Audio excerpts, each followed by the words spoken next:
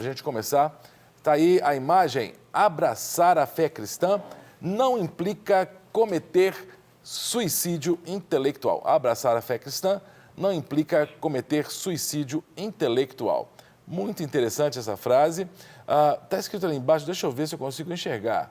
Alistair McGrath. Né? Alistair McGrath. Eu queria que a gente conversasse um pouquinho, Maurício, Gidiel, sobre essa questão. Né? Muitos pensam mesmo que crer em Cristo é um atentado ao bom senso, um atentado à racionalidade. Pelo menos eu sou muito questionado quando descobre que eu sou cristão evangélico, falando o seguinte: como é que você, professor, crê em Cristo? Como é que é? Há compatibilidade ou o campo da fé é um campo da irracionalidade? O que vocês pensam sobre isso? Fiquem à vontade.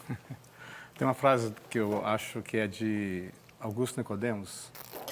Ele diz que Cristo morreu para tirar os nossos pecados, não a nossa inteligência. Verdade. Eu não acho que a fé cristã é irracional. Eu colocaria que ela é ilógica. Qual que é a diferença? Você precisa usar a razão, mas não caminha na estrada da lógica. Dessa lógica cartesiana. Exatamente. Porque a própria definição de fé é você acreditar em coisas que as pessoas precisam de pegar em alguma coisa, tocar em alguma coisa. Certeza de coisas que não se veem, né? Então está muito longe de ser irracional, muito longe. Mas porque se você pensar, por exemplo, Trindade. Então, Trindade é um negócio que não tem a menor lógica. Sim. Não é? Você entende? Lógica da perspectiva cartesiana, da perspectiva do racionalismo clássico. Porque, como é o não cristão pergunta para quem é cristão: você é politeísta, você crê em teus deuses? Como é que fica, Maurício? Sim. Bom, na verdade, quando eu era novo, eu escutava muito assim: a letra mata. Isso. Então as pessoas associavam essa ideia de o servir a Cristo. As pessoas que servem a Cristo, elas não podem se tornar intelectuais, ou elas não são intelectuais, ou elas não podem levar um nível maior de vida no que diz respeito aos estudos. Né? E aí eu cresci com essa ideia pensando assim: eu acho que o cristão ele tem que ser aquele simplesinho, pobrezinho, que não tem que buscar esse conhecimento que o mundo oferece de um modo geral. Né? Historicamente, a gente vê que a igreja, de um modo geral, as pessoas que mais sofriam eram os pobres, consequentemente, essas pessoas procuravam ajuda nas igrejas. Elas eram abraçadas, só que o tempo mudou, a história mudou, a sociedade mudou. Eu acho que esse paradigma ele tem sido quebrado justamente agora, nesse período de muito crescimento, de muita evolução, principalmente na tecnologia. A própria ciência tem se curvado a determinados conceitos que eles tinham, que eram muito fechados, né, em relação à criação. Hoje você vê médicos com mais facilidade falar assim: olha, Deus, você acredita, não fala em Deus, você crê em alguma coisa, então se apegue a isso, porque vai ser bom para a sua saúde. Então é meio que se curvar e falar assim: não, peraí, existe algo que pode ir além do intelectualismo, né? Que estéreo, é a fé, né? que vai muito mais além. Porque...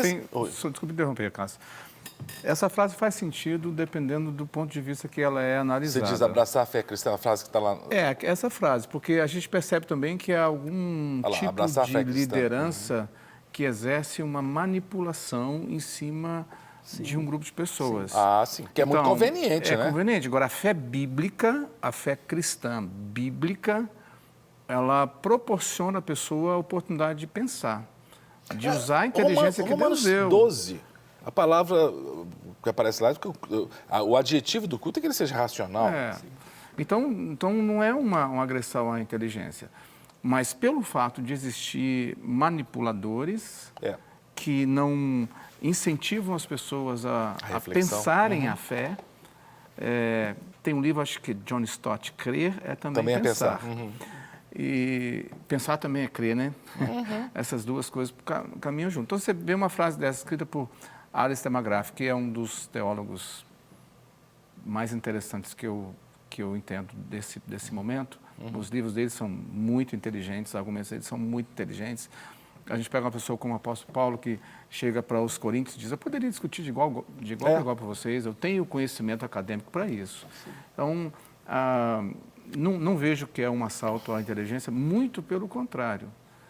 Minha percepção da Bíblia é quanto mais de Jesus temos, quanto mais de nós Jesus tem, ou seja, quanto mais a nossa vida está cheia de Jesus, mais a gente pode desfrutar dessa coisa maravilhosa que Deus criou, que é a humanidade.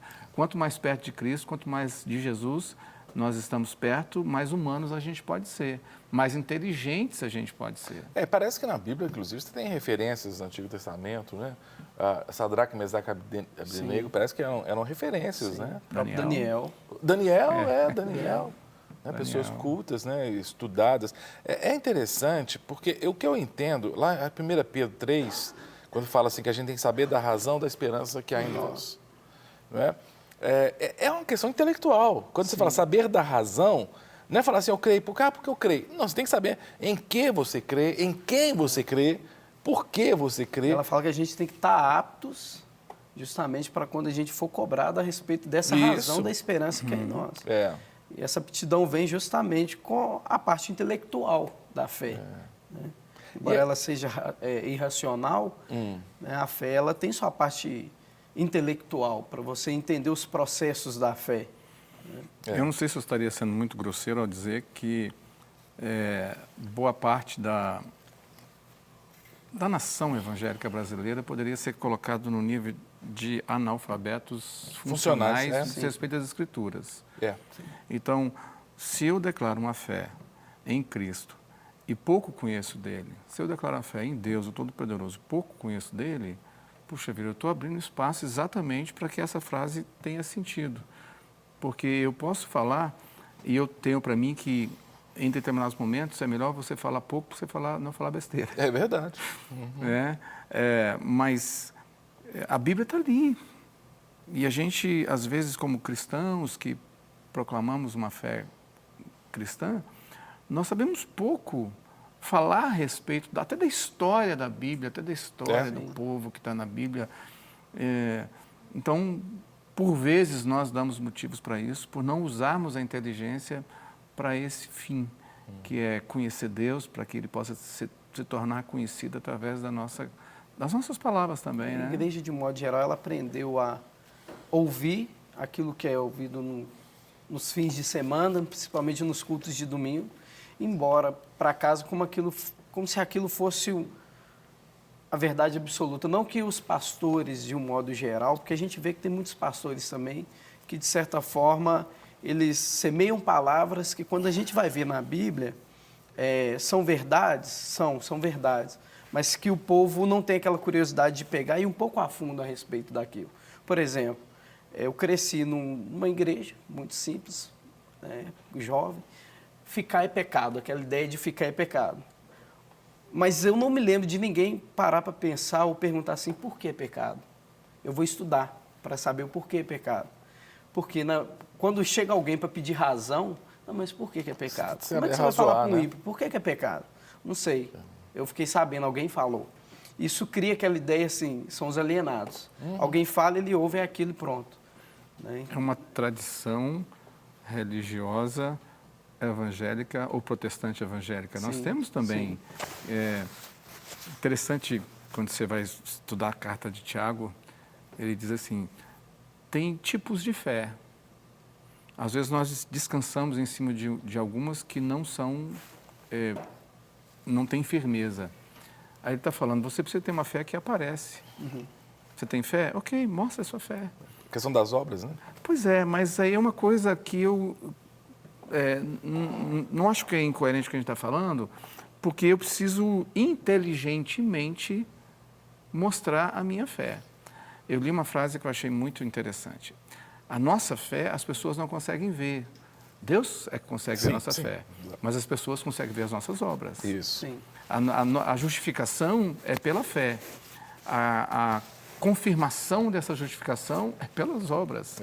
Então, a fé bíblica é uma fé inteligente. Sim. Não é uma fé cega, não é uma fé... Mas acontece isso que o Maurício está falando. Uma herança religiosa apenas faz com que as pessoas não pensem, eles terceirizam isso também. nessa questão... Porque sempre foi assim. Da religião, nessa questão da espiritualidade, né? Gidiel, deixa eu puxar meu lado reformado, calvinista aqui, que o presbiteriano está aqui. Só para cutucar, no bom sentido, né?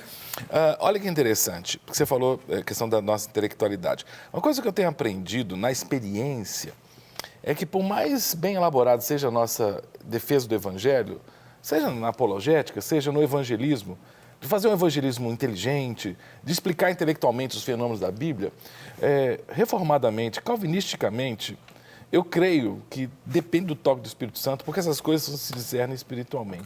Sim. Não é? Porque às vezes a gente também cai no engano de achar que se eu explicar...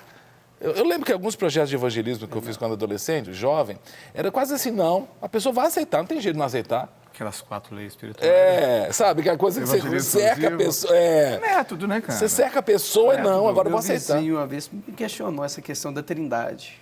Eu falei, olha, deixa eu te falar uma coisa. Você tem que crer. Falei com ele, você tem que crer. Ah, mas como é que eu vou entender isso? Não, você tem que crer para você entender. Na verdade, o ser humano, ele quer uma explicação para tudo, né? Eu quero saber como é que funciona. 3 é 1, como é que funciona isso? Eu falei, é por isso que ele é Deus. Exatamente. Porque se ele tivesse que dar explicação de tudo que ele faz, de tudo que ele é, nós seres humanos que não sabemos nada, já nos achamos demais, né? A gente já Imagina se ele desse explicação de tudo que ele faz, que ele é. A gente nem ia compreender, né, Maurício? Nem ia caber na nossa cabeça. Eu estou lembrando de Santo Anselmo, na história da igreja, ele tinha uma frase muito legal. Não busco compreender para crer, mas eu creio para poder compreender. Eu acho sensacional. O nosso querido João Calvino já dizia que a gente não foi chamado para dar explicação, a gente foi chamado para ser fiel. Exatamente. Então, eu parto desse princípio, eu preciso de buscar o conhecimento de Deus. O conhecimento de Deus passa, para mim, em primeira mão, Bíblia. Uhum. Deus não vai se contradizer. Não vai se contradizer. Entendimento é consequência disso. Entendimento, eu digo, é outro capítulo. Eu não entendo a Bíblia lendo. Cara, isso é outro capítulo. Você não vai entender tudo, ninguém vai entender tudo. Exato. Ninguém pode pode pensar que chegou a esse ponto de entender. Nem Paulo, que era um camarada que eu acho que era muito... Na verdade, eu tenho admiração grande por Paulo, né? Ele era um cara que Deus separou para fazer tantas coisas. Ele disse, não que eu tenha chegado lá, mas eu estou caminhando para lá. Então, eu não me preocupo muito em... É pessoal isso, não é nenhum tipo de dogma, não é nada de religião, nem da minha igreja, é uma coisa bem pessoal. Eu não tenho nenhum compromisso em enfiar a Bíblia dentro da ciência. Sim. Eu fico com a Bíblia sempre. Sim. E também tem outra percepção com relação aos nossos sentimentos. Eu repito isso com certa frequência. Entre o que você sente e o que Deus disse na sua palavra, fique com o que Deus disse. É mais seguro. É mais seguro. O que a gente sente, o que a gente pensa, tem uma variação. É bom pensar, claro. É bom sentir, é emoção, mas aqui que é o porto seguro. Mas como a gente tem visto que não tem ainda um incentivo muito grande, até por parte das igrejas evangélicas, para que as pessoas possam estudar a Bíblia, porque elas vão questionar algumas coisas, vão querer saber algumas coisas, fica um conhecimento muito raso. Sim. E, às vezes, muito nessa coisa do empírico, que eu preciso sentir para confirmar. E não é necessariamente isso. Eu não preciso sentir para obedecer. Eu preciso obedecer, né? Porque o que Deus falou é absolutamente confiável. Também, parênteses, eu preciso saber que a Bíblia tem umas regrinhas para ser interpretada, né? Sim. Porque senão eu vou pegar apenas uma frase e vou dizer, não, está escrito aqui, tá, mas isso também está escrito assim. Vamos abrir um pouquinho mais o leque para ver a imagem toda, né? Não quer ficar um segundo por fora da nossa programação? Agora você pode nos acompanhar através das plataformas digitais. Não perca tempo, acesse, curta e siga-nos. Fique por dentro de tudo o que acontece por aqui. Rede Super, inspirando você.